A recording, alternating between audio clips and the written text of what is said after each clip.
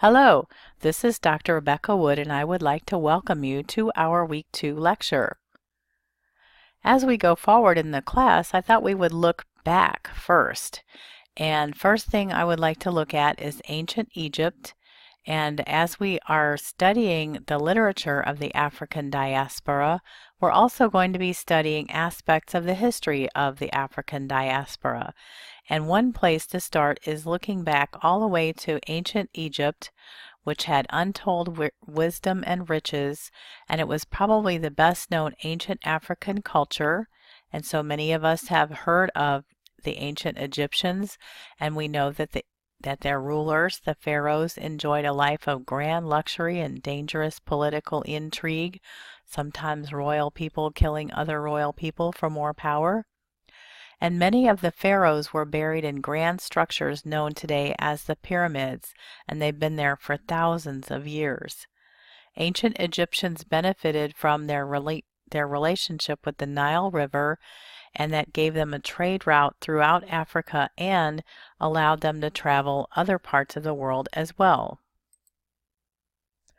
And people have been traveling over the globe for millennia, but most people traveled for several major reasons, including for the purpose of survival, such as during an ice age or a severe drought, travel for the purpose of conquering other lands, such as the campaigns of Genghis Khan and Alexander the Great, and also travel in search of trade so that they could go and get products to bring home to make their lives better at home and also make some money. However, unfortunately, the African diaspora of our time is largely the result of forced travel, people taken against their will to a new land to work for the sole benefit of others. And as we look forward, defining the diaspora, in the introduction to Reversing Sail, Michael Gomez writes that his book is about people of African descent who found and find themselves living either outside of the African continent or in parts of Africa that were territorially quite distant from the land of their birth. And you'll notice here that I have cited this quote in MLA style. So I put quote marks at the beginning and the end of this material, which is directly quoted in the same exact words as the source. And then I put a citation after the quote mark with a space in between. And here I have the author's last name, the page number on which the quote was found, and an end quote and a period. So this is how you will want to document your material in your papers and essays for this class. And also, our book, Reversing Sail, discusses Africans in the Old and New Testaments, and so maybe you haven't thought about it a whole lot, but the Bible has a lot of references to people who lived in Africa or were from Africa. And Michael Gomez also writes that the Bible has affected the lives of Africans and their descendants possibly more than any other document in human history.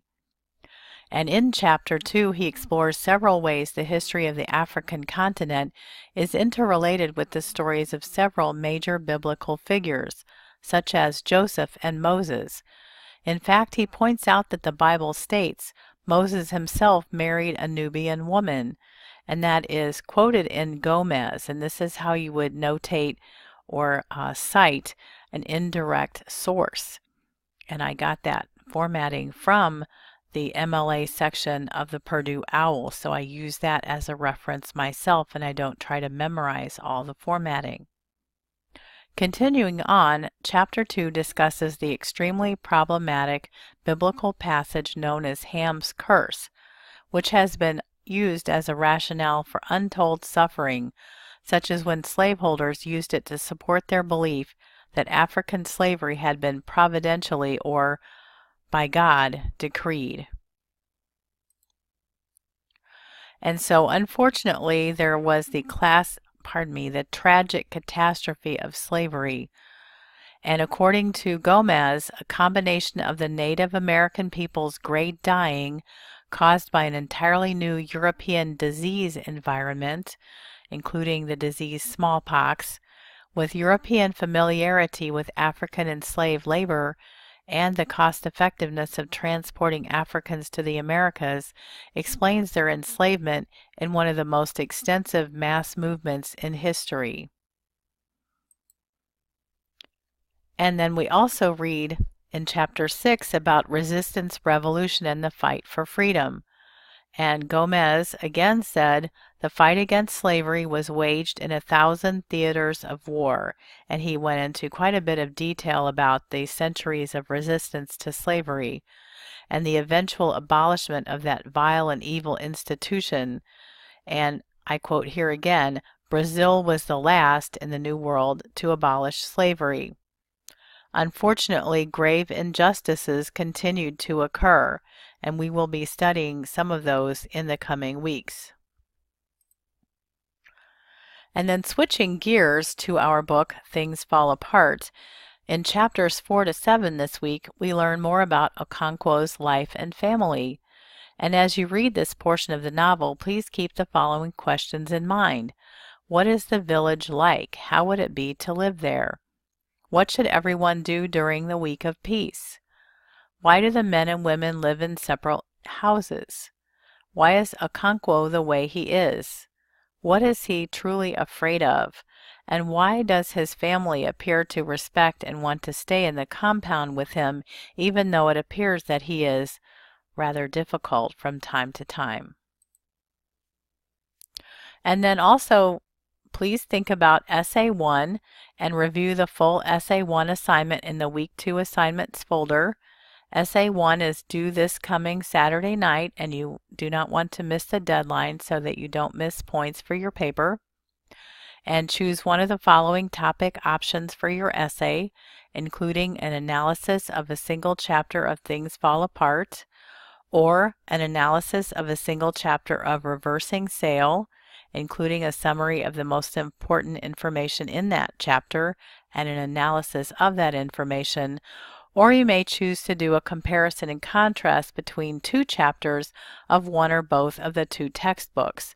And so this option may be more challenging in some ways, but it would give you more material with which to work. So please look over the full Essay 1 assignment and make your decision, and then we'll be looking forward to reading your paper.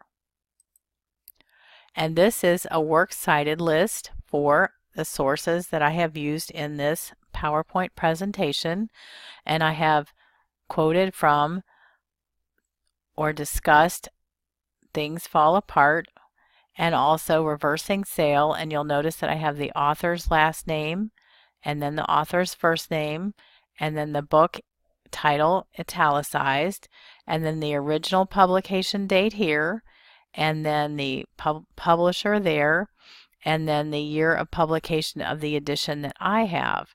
And so this is how you would list your references or works cited on the works cited list so that you could document your papers and gain all the possible points for your assignments. I hope you all have a great week, and I'm looking forward to reading your papers. Thank you. Bye-bye.